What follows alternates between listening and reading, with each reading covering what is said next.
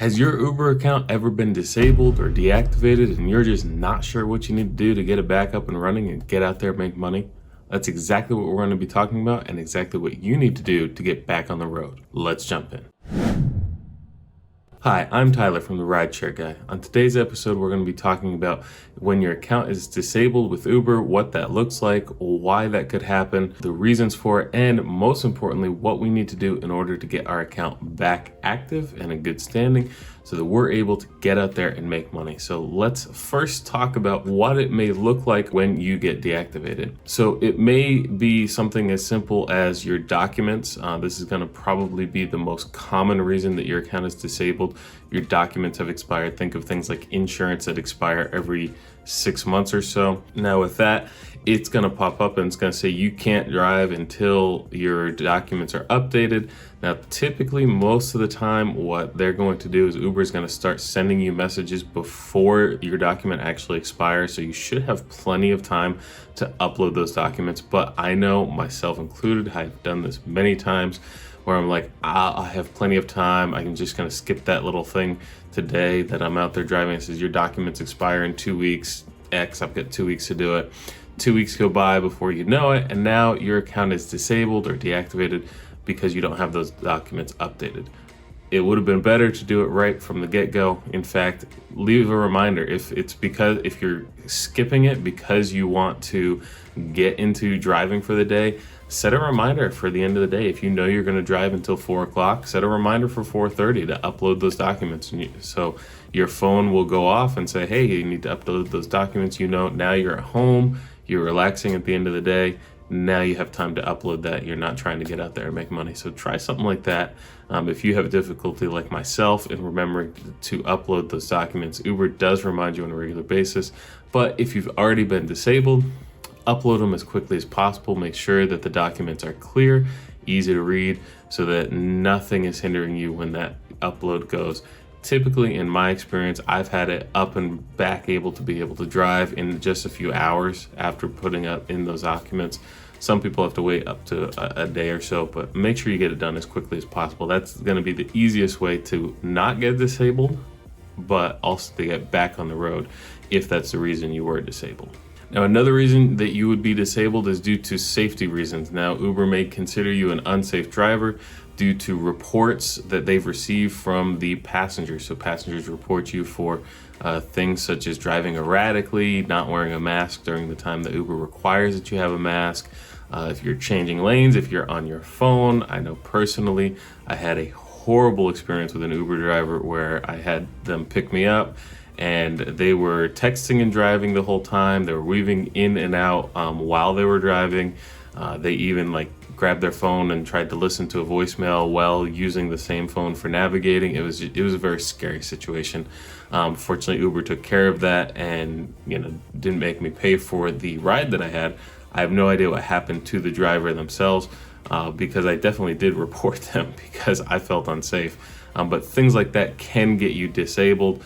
And rightfully so. If you're doing things like that, you should be disabled and not be able to drive. Now, we all have those bad passengers that think that something we do is unsafe. So if that's the case, you definitely want to be able to fight that.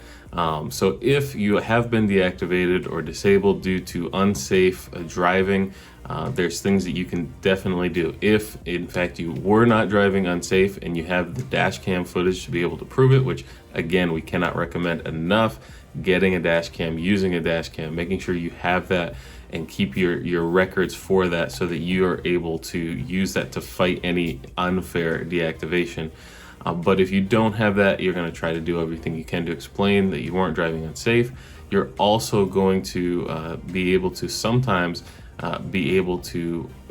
agree to sign up for a safe driving course or something like that that Uber can provide for you or send you to, that you're able to sign up, and sometimes they will actually reinstate you and give you back driving privileges for agreeing to do that and things such as that. And then finally, another reason that you may get disabled or deactivated is due to a background check. Now, when we first started driving for Uber, you immediately had a background check, but Uber continues to do background checks for you at least once every year, sometimes multiple times a year. Some places, depending where you are, it could be even once a month that they're doing a background check on you. And if that background check comes back unclear for anything that they deem necessary, they'll disable the account. And a lot of times this is being done unfairly. So things that are causing it to be done unfairly is people with similar names. So if you're a John Smith, odds are they're going to find another John Smith with some sort of criminal background or some car accident or something that's going to disable them. So that's one reason that it happens. Sometimes the checker, whether it's a machine or whether it's a person, they misread something. They may even come across something that says no misdemeanors or no felonies, and they just simply forget to read the word no. So they see felonies or whatever, and they'll remove you and disable you because of that. So it may be that they checked the record falsely or misread it. Another thing is that it could just be something that has been expunged, something that's not even factual anymore. There was one experience that we saw where someone had been accused of a crime, gone to court, and was found innocent of all things. But because they had gone to court and they put it in there that they had done that crime, even though they were innocent, they didn't actually do it. But the trial was there, so they were disabled because of that, even though that had never happened. They didn't do it. So sometimes they'll find files and things that they shouldn't be able to get, expunge files, things like that, and they'll disable you because of that. So all of these reasons, and you're definitely going to, when you do get disabled, or reach out to Uber, find out why and what you need to do, and able to get reinstated and able to get out there and drive again. But what else can you do? Well, number one, follow everything that they say if you're able to, whether that's proving by showing documents, by signing up for the course, or anything else that they provide, whatever the case may be. Try to sign up and follow everything, reach out to them, be polite, things like that. However, after reaching out and trying to get it fixed, you may want to actually reach out and find a legal advice to try to find out what they need or if they're able to help you. One that we recommend is Larry Smith with SmithMarco PC. He's been on the podcast. We have a video with him explaining what they do, but they would be able to help explain the situation to them. They can give you your options. They can help you to get reactivated. They have helped thousands of drivers to be able to get back on the road.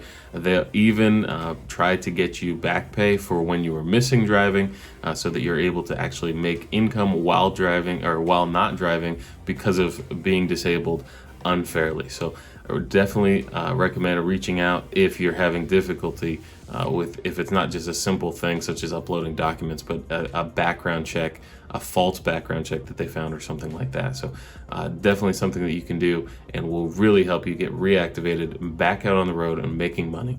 So please, we appreciate you guys sticking around. If you like this video, you found it helpful, give us a thumbs up. Please subscribe to the channel. There's a new episode that comes out every single week, and stay safe out there, everyone.